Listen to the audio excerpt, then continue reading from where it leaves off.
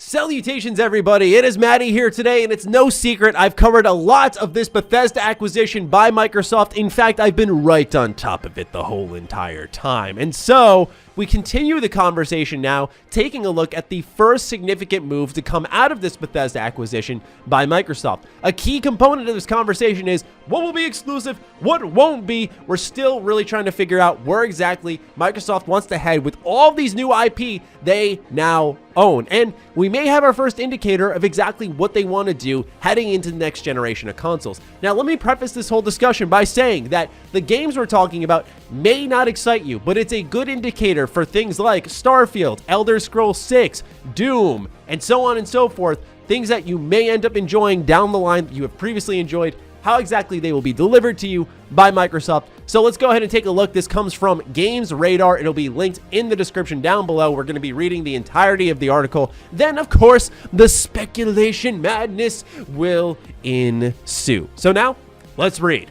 Earlier today on the ESRB's website, a rating emerged for the Dishonored and Prey, the Arcane Collection. According to the listing, this is a collection made up of 4 first-person games, all of which are being ported to the Xbox Series X. Given the lengthy name of the product, it's likely the collection includes the 3 Dishonored games and 2017's Prey. It's interesting that the Arcane Collection is only rated by the ESRB for release on the Xbox Series X. Microsoft did purchase Arcane parent company ZeniMax Media earlier this year, so while it's entirely possible that the collection could be an Xbox exclusive, it's more likely that this is just a small error by the ESRB's website, as was the case when they listed Crash Bandicoot 4, It's About Time, for release on the Xbox Series X only. The prospect of Arcane's stellar games on next-generation consoles is reason enough to be excited for the next generation. The thought of playing Dishonored or Prey in 60 frames per second makes the wait for Deathloop just a little less painful. Now, I agree with that, but let's keep reading. Let's keep speculating, because I don't think that this was a mess-up, okay? That's just my interpretation, but there was an update posted. Dishonored and Prey, the Arcane Collection, has been seemingly confirmed by Best Buy, who lists the game as available to purchase right now for the PS4 and Xbox One. The collection retails for $59.99, but it's sold out at the time of writing. And as you can see on screen here, I checked it out myself. The listing is still there, and it still is sold out. Additionally, Wolfenstein, the Alternate History Bundle, has been revealed by Best Buy too. Like the Arcane Collection, the bundle is available for both PS4 and Xbox One, and bundles in the New Order, the Old Blood, the New Colossus, and Young Blood into one package. At $79.99, that's a lot of bang for your Nazi clobbering buck. Now, they did say they contacted Bethesda for comment on both the Arcane Collection and Wolfenstein Alternate History Bundle, and they'll update this piece should they receive any further details. It's been about a week now, and we have yet to hear anything. Now, let's hop back to the beginning, right? At the start of this article, they said that this could just be a listing error by the ESRB, and that ultimately this isn't going to be exclusive to the Series X. What we're focusing on here is the next generation of consoles. Now, why exactly does this in particular matter? Well, I want to take a look at a little more of an obscure game that a lot of people should be paying attention to, Yakuza Like a Dragon. So, as we know, this game is coming out in just about a month, and it is coming out for the Xbox One and the PS4. Much like what we're seeing here for the Arcane Collection, as well as the Alternate History Bundle. The difference, however, is that the next generation version is actually exclusive to the Xbox Series X for the first number of months. If you want your PS5 version with all of its bells and whistles, you've got to wait a couple more months until it releases there. Now, my question is, why is that suddenly going to change when we have Microsoft acquiring Bethesda, who now owns all these IP? Suddenly, it makes a lot more sense why the ESRB listed only as a next-gen version the Xbox Series X. And I think it's because they're trying to lure people into their console wherever and whenever they can. Why not use a fantastic collection of games to get people through the door? I know Wolfenstein is a little more hit and miss. The first game was amazing. I thought that the second game was really good, but a lot of people didn't like it. Youngblood, let's not talk about it. And then the Old Blood was all right, in my opinion. As for the Arcane Collection, however, if you have not played any of those games, what are you doing watching my video? Wait for this thing to go on sale and buy it. Highway Robbery, Dishonored 1, 2, the Death of the Outsider, and Prey. What? That's not right, man. You are actually stealing from them. This is incredible content. These are all excellent games. If you have not played any of them, give them a look. But anyway, personal opinions aside, what I think is happening here is we're seeing Microsoft inch their way into that temporary exclusivity that a lot of us had speculated about. And I think it does set a template that we could expect now that we're seeing it with Yakuza in full effect, how it's potentially leaked for the Arcane Collection as well as the alternate history bundle, that this could be a precedent we see established for the likes of Doom, the next Wolfenstein game, of course Starfield, the Elder Scrolls 6.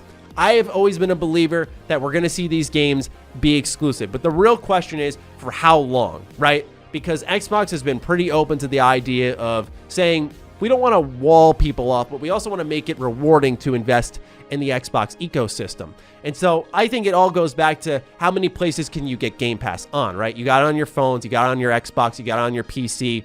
And I do wonder if one day PlayStation would be open to that, getting Game Pass on there, because you got more people playing there and then you're splitting the cost. As long as Microsoft can dip into the profits, I think it's appealing for them to launch on the PlayStation consoles. However, right now, as we're entering this new generation with the Xbox Series X and the PlayStation 5, let's be honest, I really like Xbox. I like what they're doing. I like the value that they are establishing, but they don't have launch games. So they need literally every single W that they can get. And while a collection of older games may be a minor W, it's still a W nonetheless. Keep in mind, too, that this is the next-gen version, right? Some people will bring up Game Pass and saying how some of these games are or will be available on Game Pass at some point down the line, and that's entirely fair. But let's say that this collection comes with a bunch of bells and whistles that makes it a lot better on consoles. Now, suddenly, it's a lot more appealing because you can only get that experience, at least in the console area, on your Xbox Series X.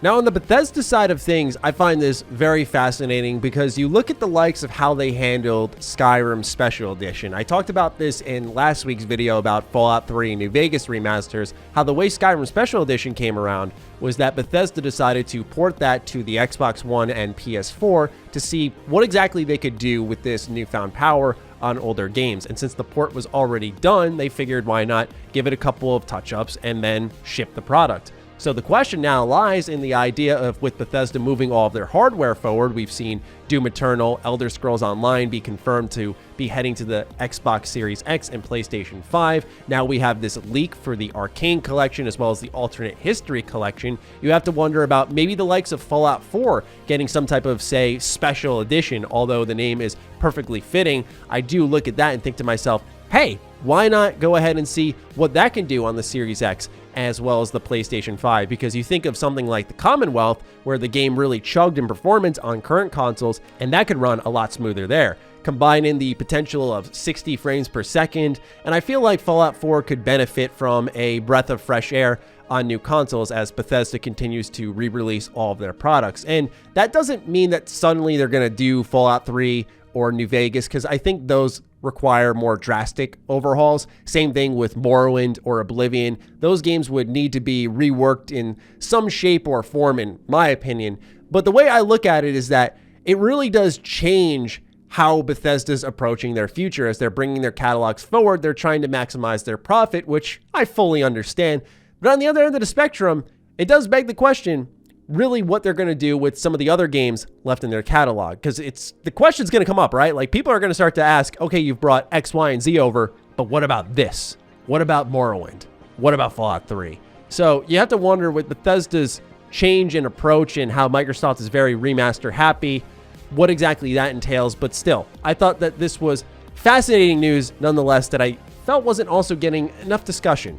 So for me personally, I don't think it's a listing error. That's just my interpretation based off the way that they are handling Yakuza and how they are likely handling the future of the Bethesda license. Like Phil Spencer said, case-by-case basis. In this case, it is temporary exclusivity, maybe permanent. We will see in due time. But for me, I thought that not a lot of people were looking deep enough into this. And maybe that's just how my brain is wired, where I just can't leave well enough alone and just, leave the news be. I've got to speculate and talk and discuss and all that stuff. But I feel like this is a pretty good early indicator of how things may transpire underneath Xbox when it comes to Bethesda products. So we'll see in due time. Patience. will be rewarded. I imagine we'll learn more in the coming months. I imagine Xbox will have a presence at the Game Awards, and maybe we'll see a little more there.